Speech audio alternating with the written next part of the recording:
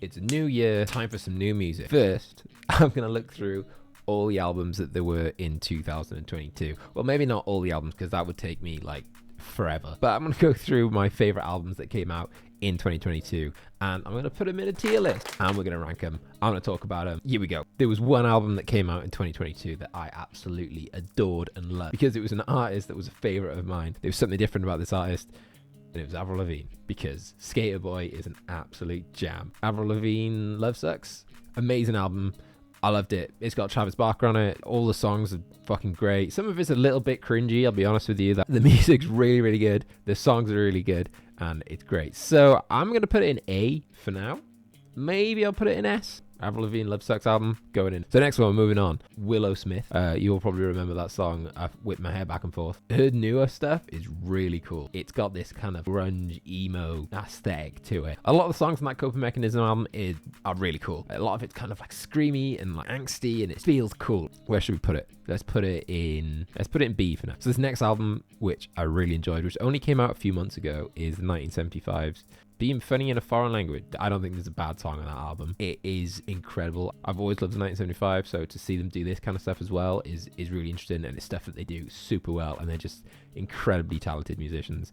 I love the opening song on that album. It's just like a filler song, but like, I love it. I think it's great. The sound design and everything in that song is just amazing. It sounds like something that like Enter Shikari would do. It's going in S tier because it's sick. That's what S stands for, right? Sick. So one album I had on repeat a lot in 2022 was Mothica's Nocturnal album. It's kind of got like a gothy emo feel to it, and I think that's why I really like it. So I'm going to put her at A because I really enjoy it. So one of my favorite bands of all time is Architects. I absolutely love Architects, and they released an album last year, 2022, and it was insane. I personally don't think it was as good as the album before, The Classic Symptoms of a Broken Spirit. They're going in a different direction, which I really, really like. However, personally, I don't like this album as much as the last album. I don't get an emotional attachment for any of these songs, whereas the last album, For Those Wish to Exist, I had kind of like a little bit of an emotional attachment to those songs. We're going to go A. A lot of these are going to go in A. Oh no, actually, they're not going to all go into A. So the next one is Panic at the Disco's Viva Las Vengeance. I don't have to say much about this. It was a terrible album, which is a shame because his last couple of albums have been really good. So this is going in trash. That's not even going in F. I'm putting it in trash. Next, we have Def Havana's something about the presence is the foreign land or something. The present in a foreign land. That's what it's called. And I didn't like most of this album. Kids was a cool song. Going Clear was a cool song. I like the name Pocari Sweat because it's a Japanese drink and I love that drink. It was just a bit boring, to be honest with you. I'm going to put it at a E. Another band that I've recently gotten into quite a bit is Yours Truly. Yours Truly are a band from Australia, kind of similar to like Tonight Alive, Stand Atlantic and Hot Milk. They sound quite a lot like Unit 6, I think. They have that kind of similar vibe to them. I did a song with Josh Franceschi from Unit 6 and it's a really good song, and that's what is on this album. The album's called Is This What I Look Like? I don't like it as much as I like their previous stuff. It doesn't excite me. I don't know why. So we're going to put it at a C. C for C. D's nuts. Everyone's favorite cool boys, Polyiphia. Anyone who's a guitarist knows who Polyiphia is because their guitar work is absolutely insane. And they've made guitar cool again. So this album, every single song on that album is just awesome. They kind of taken the wankiness of what guitar nerds love, and they've made it cool with like trap and hip hop beats and vocalists that are interesting and good, and they've used sounds that don't sound dated. They sound new and fresh, and the ideas are just... The album's amazing. A, B, C, D, E, F, G, H, I, J, K, L, M, N, O, P, Q, R, S, T, U, V, W, X, Y, Z. That's my favorite song on the album. It's going in S because it's sick. Alexsisonfire. They came back after a long hiatus of not doing anything with their new album Sans Soleil. Sans Solar, French for no sun. I don't know if that's correct. It's not as good as Young Cardinals, and the production on it is a bit meh. The guitars sound a bit flat. The drums don't punch as much as I want them to. The songs on it are really good. Again, it's not as good as Young Cardinals. I'm going to put it at B. So there's another band that you might not be aware of. It's called VUKOVI. They have some really cool songs, and they released an album this year. I keep saying this year. It was last year. We're in 2023 now. We're like 2 weeks in at this point. The album's called NULA, and it's just a really cool album. I don't know how to describe what it is. A ton of riffs, a ton of electronic kind of vibes to them, and it's chaotic and it's just crazy. You need to listen to it. It's gonna go at A. Now, I'm quite into the whole like Travis Barker core stuff. Is that the genre? Would you call it Travis Barker core? I'm calling it Travis Barker core. And one of the artists from that is Iann Dior. There's a lot of guitar work in there, which I think is really interesting. It just works really well, and they're really tasteful and they sound nice. And you got Travis obviously doing a lot of the drum drum production on it. If you like all that kind of Travis core stuff, Travis Barker core, I'm calling it that now. From now on, everyone's calling it Travis Barker core. You'll love the Iann Dior album.